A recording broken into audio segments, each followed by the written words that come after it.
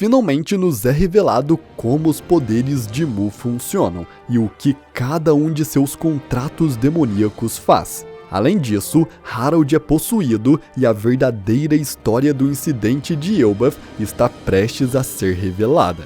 Mas então, se você quer saber tudo sobre o capítulo 1168, chamado A Neve de Elbaf, então fica aqui comigo, que é isso que eu vou te mostrar agora.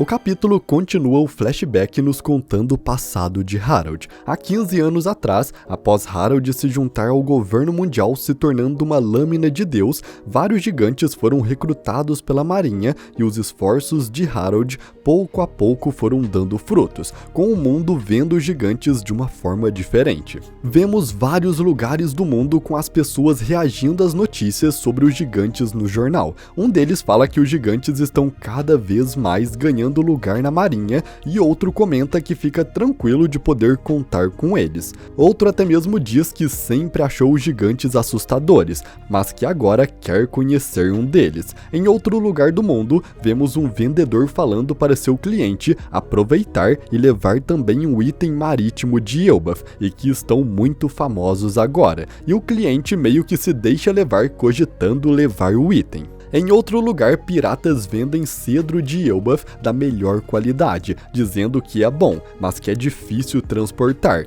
porém mesmo assim ainda tem compradores. A cena então muda para Elbaf com Harold fazendo um discurso para todos os gigantes.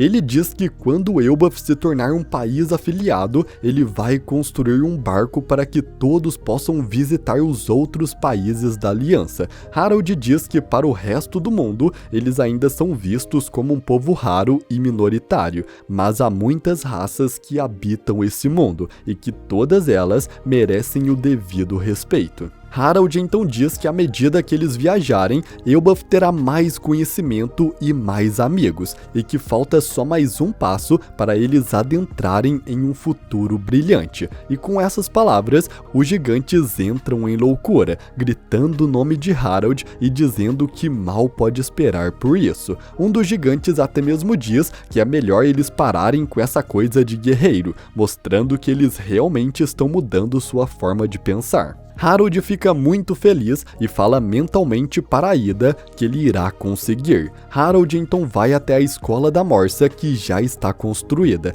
e ele se senta para conversar com Sal enquanto vê as crianças brincando e se divertindo. Harold diz que esta paz das crianças é tudo graças ao Sal, mas Sal apenas responde que é melhor crianças levadas do que crianças levadas pela espada, dando uma risada pelo trocadilho. Porém, ele se vira para Harold e pergunta se ele não tem medo de estar perdendo alguma coisa fazendo essa mudança. E Harold apenas responde que não vê mais o poder militar como a única fonte de força para um país, que a Ida lhe ensinou isso, e foi por ele ter se encontrado com ela que sua vida mudou completamente. Enquanto diz isso, vemos o túmulo da Ida, nos revelando que ela realmente morreu depois de ter sido envenenada. Um pequeno flashback então começa da última conversa de Harold com Ida. Ida já estava de cama e Harold foi visitá-la. Ela fala para ele que Elbaf realmente mudou, que quando ela chegou ali era guerra civil para todos os lados e dava muito medo, mas ela fala que Harold foi transformando tudo pouco a pouco e que até a risada das crianças mudou agora que elas estão estudando, dizendo que parece até outro país.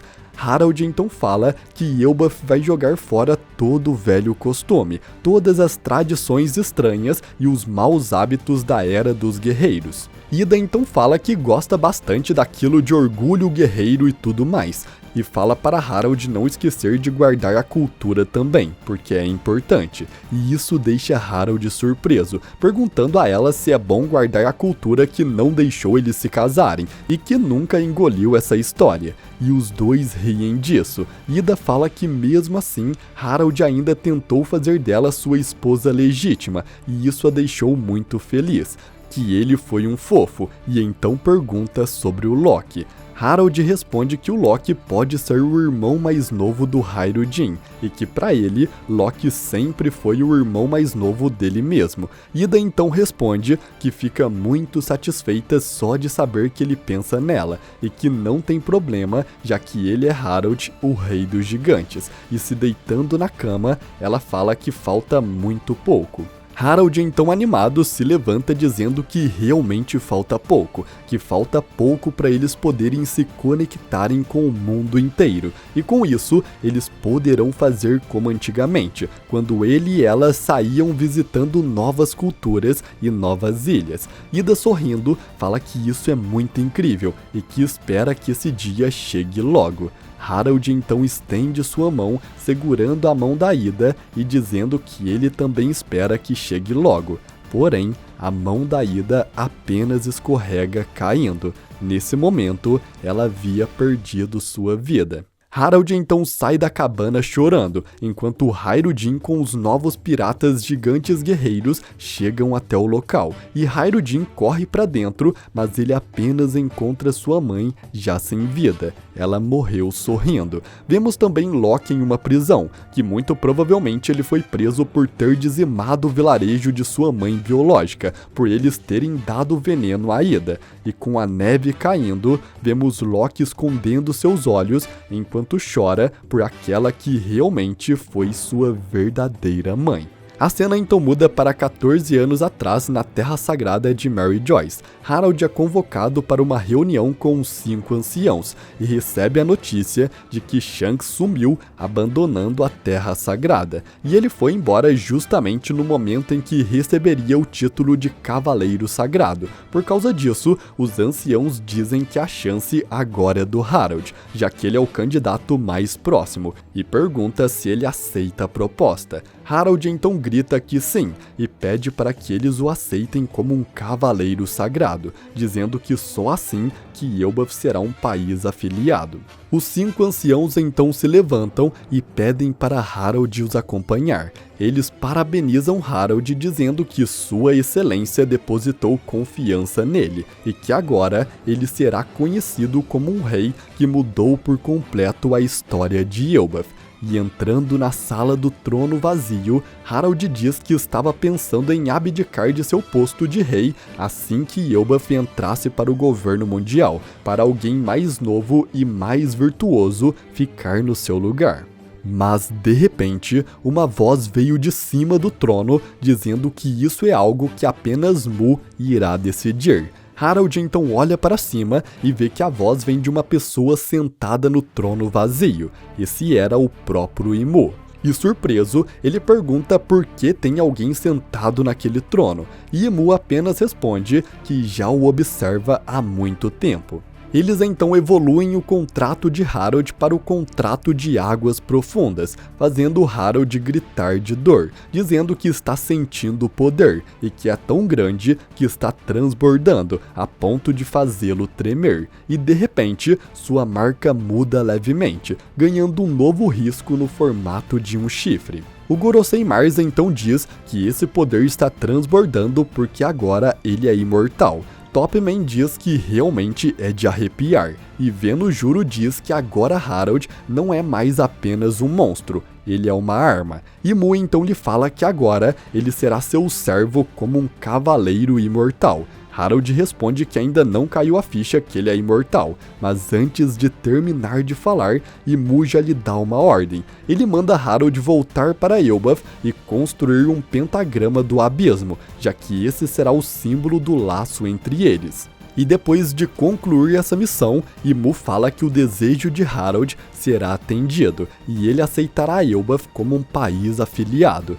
Harald então volta feliz para o seu reino, e assim que chega, é saudado pelo seu povo, mas ele vai direto para seu castelo e faz o pentagrama no chão, bem na frente do seu trono. E assim que faz isso, Imu entra em contato com ele telepaticamente e lhe dá uma nova ordem, para Harald reunir toda a nação e formar um exército de guerreiros. Isso faz Harald congelar, mas Imu continua. Ele fala que Harald deve também formar uma frota de gigantes capaz de estar lado a lado com a marinha e oferecer apoio ao mundo. Mas antes de terminar de falar, Harald cai de joelhos no chão. Ele implora para Imu não fazer isso. Ele fala que tudo o que fez até aquele momento foi justamente para manter Elbaf longe de qualquer conflito. Harald fala que pretendia incentivar aqueles gigantes que desejassem se alistar na marinha, mas que não iria forçá-los a isso. Enquanto isso, do lado de fora, os guardas reais se perguntam com quem o seu rei está falando, já que ele está sozinho. Mas Imu continua dizendo. Ele fala que Harald disse que pagaria pelos pecados que mancharam a história, e disse que até mesmo se tornaria um escravo por isso. Harald então grita que estava falando só sobre ele, não sobre seu reino, e Imu apenas responde que ele sozinho não pode carregar o fardo de toda a história, e para ele não ir contra as suas ordens, porque ele não pode se opor.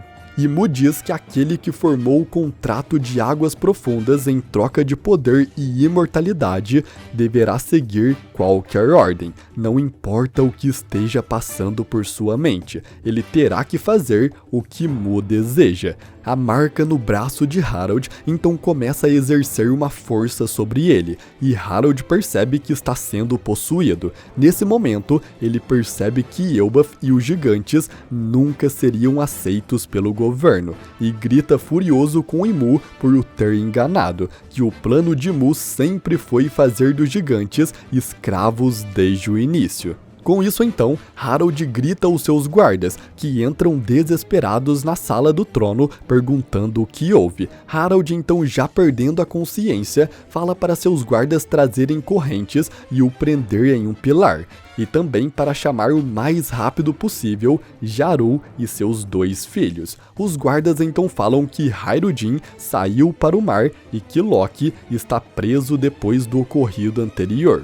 Mas Harald, não conseguindo se opor à força de Imu em seu corpo, grita para libertarem Loki imediatamente. A cena então muda para a cadeia do submundo. Os guardas entram na cela de Loki e dizem que vieram o libertar, que o rei o convoca no castelo o mais rápido possível. Os guardas também vão até a casa de Jarl e falam que ele precisa ir urgente até o rei, o que deixa Jarl surpreso, perguntando o que aconteceu.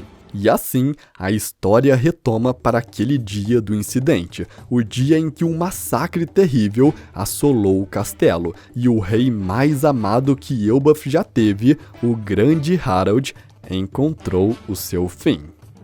E bom, esse foi o capítulo 1168 de One Piece. E com certeza no próximo capítulo já vamos ter as respostas do que realmente aconteceu nesse dia do incidente. Se Loki realmente matou seu pai, o que muito provavelmente não aconteceu. Qual era a fruta lendária que a família dos gigantes protegiam por gerações? E também o que aconteceu com esta fruta. Mas então, eu espero muito que você tenha gostado desse vídeo. E se você gostou e quer receber o próximo capítulo assim que ele sair, então se inscreva no canal e ative o sininho, porque assim que o próximo capítulo sair, eu já trago aqui para você. Mas então, eu agradeço muito por você ter assistido até aqui e até a próxima.